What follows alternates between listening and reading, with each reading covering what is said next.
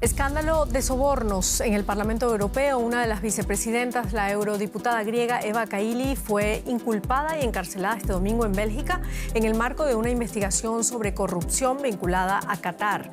Con esto comenzamos nuestro informativo. Los saluda Silvia Cabrera desde Berlín. Bienvenidos a DW Noticias. Titulares. Un juez belga envió a la cárcel a la vicepresidenta del Parlamento Europeo, Eva Kaili, acusada de corrupción y blanqueo de capitales. Otras 3 personas también fueron detenidas, todos sospechosos de aceptar sobornos del anfitrión del Mundial a cambio de influencia. En Perú, el nuevo gobierno encabezado por Dina Boluarte se enfrenta al reto de la lucha contra la corrupción, con poco peso político y un parlamento en contra, además de fuertes protestas en distintas ciudades del país a favor de Pedro Castillo. La cápsula no tripulada Orión ha vuelto a la Tierra amerizando en el Océano Pacífico. La NASA espera que la próxima generación de naves espaciales pertenecientes a su programa Artemis pronto pueda volver a llevar a seres humanos a la Luna, a más de 5 décadas de que lo consiguiera la misión Apolo 11.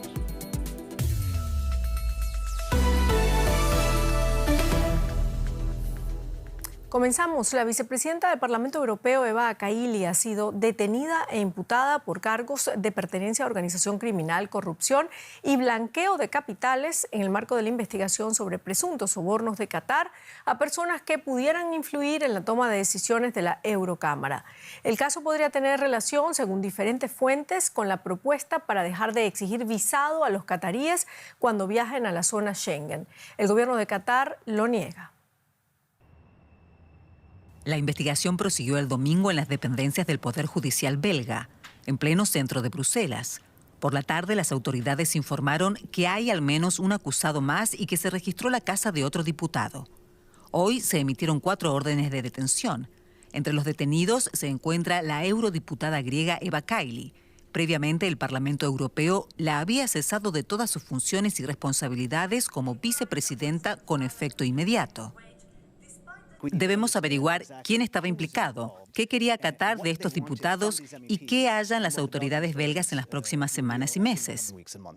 Al margen de las investigaciones está la cuestión de cómo debería actuar Europa a nivel político con el presunto sobornador Qatar. En las próximas semanas, el Parlamento Europeo quería allanar el camino para que los ciudadanos de Qatar puedan viajar a la Unión Europea sin visado. Tenemos que asegurarnos de que este proceso no se haya visto influido por la corrupción, pero también debemos asegurarnos de que este intento de atentar contra la democracia tenga graves consecuencias, y eso incluye no conseguir la liberación de los visados. También se han suspendido los contactos políticos entre el Parlamento Europeo y Qatar, incluido un viaje previsto para diciembre. El gobierno del Emirato, por su parte, rechaza las acusaciones de soborno y asegura que respetan las leyes internacionales. Bueno, y el escándalo ya conocido como Qatar Gate, uno de los mayores en la historia reciente de las instituciones europeas, sigue amenazando con ampliar su espectro. Ampliamos con María García Sornosa en Bruselas. María, hay 4 detenidos, pero la socialdemócrata Eva Kaili es la implicada de mayor rango en este caso. Su padre ha sido interceptado cuando huía con una maleta llena de billetes. ¿Cómo avanzan las investigaciones? Sí, Silvia, como dices, hoy se han producido las primeras 4 detenciones en esta macrocausa de presunta corrupción entre Qatar y el Parlamento Europeo. Una de las detenidas es la actual vicepresidenta de la Eurocámara, la socialdemócrata griega, que por cierto sorprendía hace unos días en un discurso en el Parlamento Europeo en el que se refería al país del Golfo como un Estado a la vanguardia de los derechos laborales. Los cargos que se le imputan son muy graves: corrupción, blanqueo de capitales y organización criminal, y es que durante las redadas se han encontrado hasta 600.000 euros en efectivo. Las investigaciones continúan en marcha, por lo que no podemos descartar nuevas detenciones en los próximos días.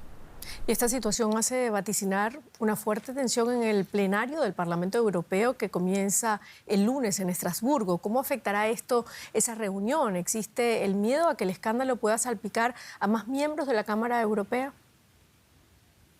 Sí, sin duda este va a ser el tema más candente de la última sesión plenaria del año. Mañana los socialdemócratas, familia política a la que pertenecen la mayoría de los acusados, tienen una reunión de grupo para ver cómo proceder, que se prevé muy tensa, pero sobre todo todos los ojos van a estar puestos en esa resolución para la liberalización de visados a los cataríes. Hay grupos como los Verdes que ya han reaccionado y han dicho que van a votar en contra. Sin duda el escándalo marca un punto de inflexión en la Unión Europea, que arrastra un historial complejo en su falta de control de transparencia o en su relación con los lobbies, con los grupos de presión, y es ya también una bofetada a la imagen y a la credibilidad de la Unión Europea y de sus instituciones en un momento además de auge de los populismos euroescépticos y con la vista puesta ya en esas elecciones europeas de 2024.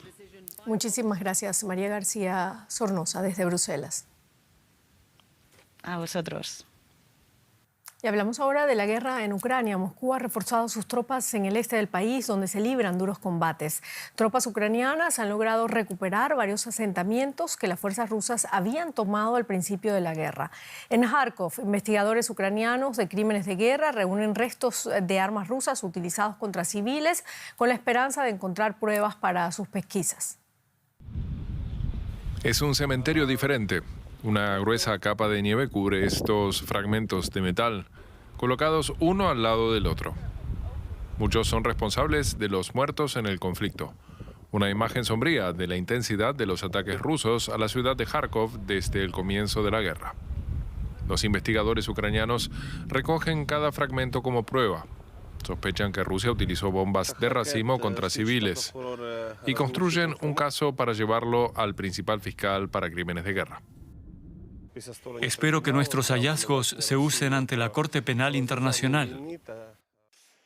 Las fuerzas rusas bombardean Kharkov desde hace 9 meses con artillería y misiles, matando e hiriendo a civiles y destruyendo hospitales, escuelas y hogares. Ucrania denuncia que zonas periféricas de la ciudad han sido atacadas de nuevo, ataques que golpean barrios residenciales. Aquí solo hay campo y casas privadas. Ni siquiera contamos con un supermercado o una escuela. No entiendo por qué atacan aquí. Vecindarios como el suyo no solo temen los misiles en el aire, sino también en tierra los restos de las bombas de racimo. Un informe de la ONU destaca que tanto Rusia como Ucrania han hecho uso de esa arma, cuyo empleo prohíbe una convención internacional por su mortalidad entre la población civil. El nuevo gobierno peruano, encabezado por Dina Boluarte, se enfrenta al reto de la lucha contra la corrupción, pero con poco peso político y un parlamento en contra.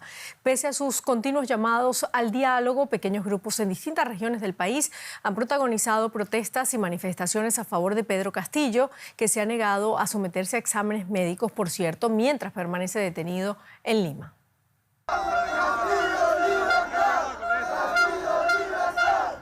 La crisis política en Perú parece no tener fin, al igual que las protestas en las calles. Tras una semana convulsa en la que el ahora expresidente Pedro Castillo quiso disolver el Congreso y terminó siendo detenido, acusado de intento de autogolpe de Estado con el fin de aferrarse al poder, su vicepresidenta fue designada a cargo del Ejecutivo. Dina Boluarte, la primera presidenta peruana de la historia, juramentó el sábado a su gabinete, con el que pretende calmar las aguas en el país andino, una medida que no parece cambiar las cosas.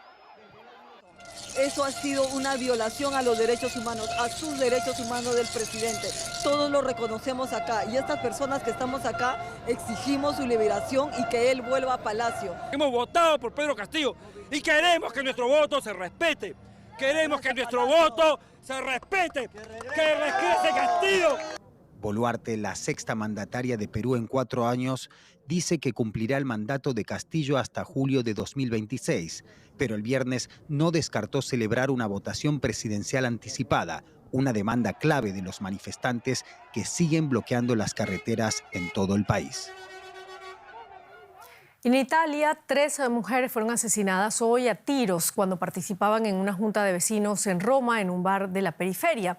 Una de las fallecidas era amiga personal de la primera ministra Giorgia Meloni, que ha expresado su deseo de que el peso de la justicia caiga cuanto antes sobre el agresor. El hombre de 57 años fue reducido y arrestado tras el tiroteo, que dejó a otras 3 personas heridas, una de ellas de gravedad. Se cree que el atacante actuó movido por las fuertes desavenencias que mantendría con los administradores del inmueble en el que vivían y a los que, según testigos, ya había amenazado en el pasado. Vamos ahora con otras noticias importantes de la semana. El ejército pakistaní afirma que el fuego abierto por fuerzas afganas mató a 7 civiles en el paso fronterizo de Shaman, en el suroeste del país. El paso, normalmente muy concurrido y una ruta comercial, permaneció cerrado durante varias horas. El mes pasado se registraron incidentes similares. Más de 500 inmigrantes rescatados en el Mediterráneo llegaron a Italia a bordo de sendas embarcaciones humanitarias. Habían sido rescatados en aguas internacionales tras navegar más de un día en condiciones adversas. El nuevo gobierno de la ultraderechista Giorgia Meloni se ha enfrentado a las ONGs que salvan inmigrantes en el mar, a las que acusa de fomentar el flujo migratorio desde África. Y la cápsula Orión de Artemis 1, la misión no tripulada de la NASA, acaba de amerizar en el Océano Pacífico frente a las costas de México. El vehículo entró en la atmósfera terrestre a una velocidad de cerca de 40.000 kilómetros por hora. La agencia estadounidense confía en que la nave de última generación haga posible que ya en 2025 el ser humano vuelva a pisar la Luna. Tras múltiples retrasos, la misión Artemis despegó finalmente hace casi un mes y el viaje al satélite terrestre fue un éxito. 3, 2, 1. Boosters in ignition. And liftoff of Artemis 1. Así despegaba el cohete más potente del mundo del Centro Espacial Kennedy en Florida. Era la primera vez en medio siglo que la NASA lanzaba un cohete capaz de transportar humanos a tanta distancia de la Tierra. Después de alcanzar su órbita hace 3 semanas, el cohete liberó la cápsula Orión. Esta vez Orión transportaba una tripulación simulada de maniquíes durante su viaje alrededor de la Luna. El objetivo de la misión lunar Artemis 1 es enviar astronautas a la superficie lunar para establecer una base permanente durante la próxima década que servirá de estación intermedia en futuras misiones tripuladas a Marte. Y la victoria de Marruecos sobre Portugal, con la que se ha abierto paso para las semifinales de la Copa Mundial, ha desencadenado furor entre sus hinchas. Si bien los seguidores del equipo marroquí en Qatar marcan el ritmo de las celebraciones de este torneo, también muchos otros celebran sus triunfos tanto en casa como fuera de las fronteras de Marruecos. Los Leones del Atlas volvieron a sorprender. Marruecos es el primer país africano y árabe en clasificarse para las semifinales de un mundial. El entusiasmo de sus seguidores es inmenso en Qatar.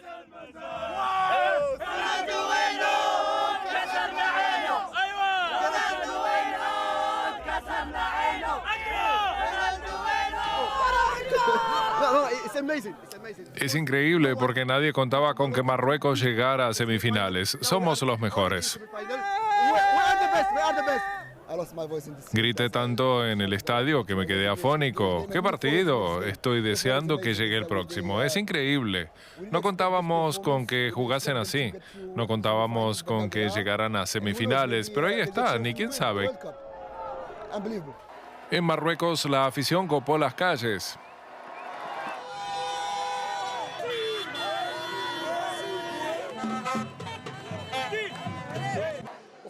Nos llenaron de alegría y nos recordaron lo que sentimos cuando en 1986 le ganamos a Portugal y nos clasificamos para la segunda ronda.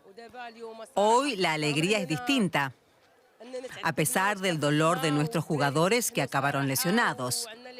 Pero ganamos. El éxito de Marruecos les ha granjeado simpatías en todo el mundo árabe. Tuvieron incluso el apoyo de los residentes sirios de este campo de personas desplazadas.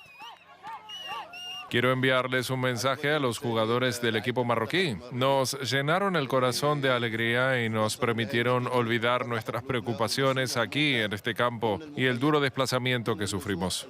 Muchas gracias. Me quito el sombrero porque con este logro unieron los corazones de todos los árabes y nos hicieron un solo pueblo.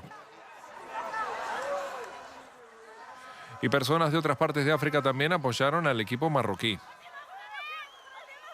Es una clasificación histórica no solo para Marruecos, sino para toda África. Estamos orgullosos de Marruecos. Les deseamos lo mejor en la semifinal. Marruecos tratará de prolongar su increíble racha y encadenar una nueva hazaña en el encuentro contra Francia el próximo miércoles. Y con eso terminamos nuestro informativo. Muchísimas gracias por habernos acompañado. Hasta luego.